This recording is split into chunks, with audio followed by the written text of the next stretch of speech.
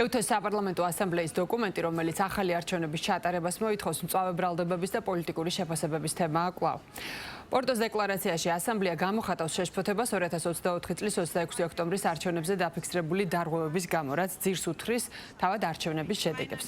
რეზოლუცია გმობს ძალის არაპროპორციულ გამოყენებას მშვიდობიანი მომიტინგეების წინააღმდეგ, მოუწოდებს დიალოგისკენ მხარეებს სიტუაციის გამოსავლის მოსაძებნად, ასევე დიალოგის გაგრძელებისკენ ფუნდამენტური თავისუფლებების დაცვის უზრუნველსაყოფად. აღნიშნულია, რომ უნდა გათავისუფლდეს ყველა პოლიტიკური პატიმარი დაუყოვნებლივ და ახალი თავისუფალი და სამართლიანი არჩევნები ჩატარდეს, რაც ნამდვილად ასახავს ქართველი ხალხის ნებას. მმართველ გუნდში ამბობენ, რომ რეზოლუციაში ჩანაწერები ჯო უილსონისა და მისი თანამოაზრეების ძალისხმევის შედეგად მოხდა, შესაბამისად ეს კიდევ ერთხელ ადასტურებს კონკრეტული ძალების მიზნებს. მათივე თქმით, არასამართლიანი ჩანაწერები გახდა იმისი მიზეზი, რომ რეზოლუციას ქართული დელეგაციის მხარდაჭერა არ ჰქონდა. ოპოზიციაში კი ამ დოკუმენტს ხელისუფლების მორიგ მკაცრ გაფრთხილებად მიიჩნევენ. EUTHO-ს საპარლამენტო ასამბლეის პორტოს დეკლარაცია ასახავს იმ ორ ყველაზე მნიშვნელოვან საყოველთაო მოთხოვნას, რომელიც აერთიანებს დღეს ქართულ საზოგადოებას და ასევე საქართველოს საერთაშორისო პარტნიორებს. ეს არის ახალი თავისუფალი სამართლიანი საპარლამენტო არჩევნები და ყველა პოლიტპატიმრის გათავისუფლება. EUTHO-ს საპარლამენტო ასამბლეის ძალიან მკაცრი დასკვნა არის კიდევ ერთი კრახი განცდილი ქართული ოცნების ეგრეთ წოდებული ხელისუფლების მიერ საერთაშორისო ასპარეზზე. ეს არის დასკვნა, რომელიც სულიერ მკაფიოდ შავით თეთრზე მოუწოდებს რუსულ რეჟიმს ახალი საპარლამენტო არჩევნების დანიშვნისკენ, რომელიც უნდა ჩატარდეს თავისუფალ პირობებში. ეს რეზოლუცია ძალიან მნიშვნელოვანია იქიდან გამომდინარე, რომ ის ასახავს საქართველოში არსებულ მდგომარეობას, რომელიც დადგა ქართული ოცნების პასუხისმგებლობით.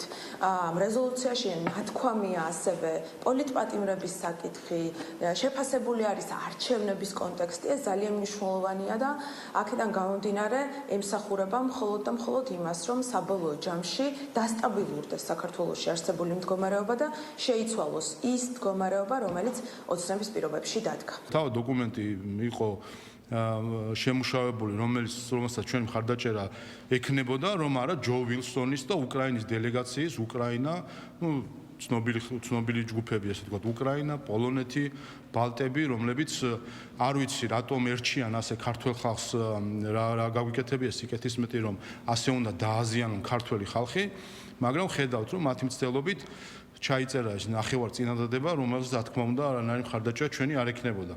ასე რომ ესეც კი ცალკე ამბავი არის დეზინფორმაციას რო ავრცელებს სხვადასხვა მედია და განსაკუთრებით ნიშანდობლივია რომ ევროკავშირის მიერ დაფინანსებული მედია რო დეზინფორმაციას ავრცელებს და ამას ევროკავშირის საელჩო მშვიდად უყურებს. როცა საუბრობთ არჩევნების შეფასებაზე, უნდა გავიხსენოთ ერთი რამ, რომ არჩევნებამდე ყველა, მათ შორის ბრიუსელი და ევროკავშირის წევრი სხვადასხვა ქვეყნების წარმომადგენლები ამბობდნენ, რომ EUTHO ოდირის დასკვნა იქნებოდა მათთვის ასე ვთქვათ, გადამწყვეტი არჩევნების შეფასებისას.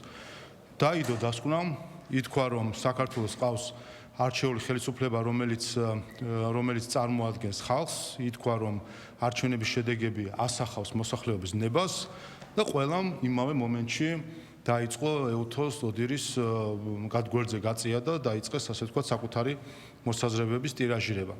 აი გავიდა რამდენიმე თვე და გენერალურ მდივანს მოუწია პირდაპირ განცხადება ასამბლეაზე, რომ არჩევნები ჩატარდა და რომ მოსახლეობის ნება ასახულია ამ შედეგში.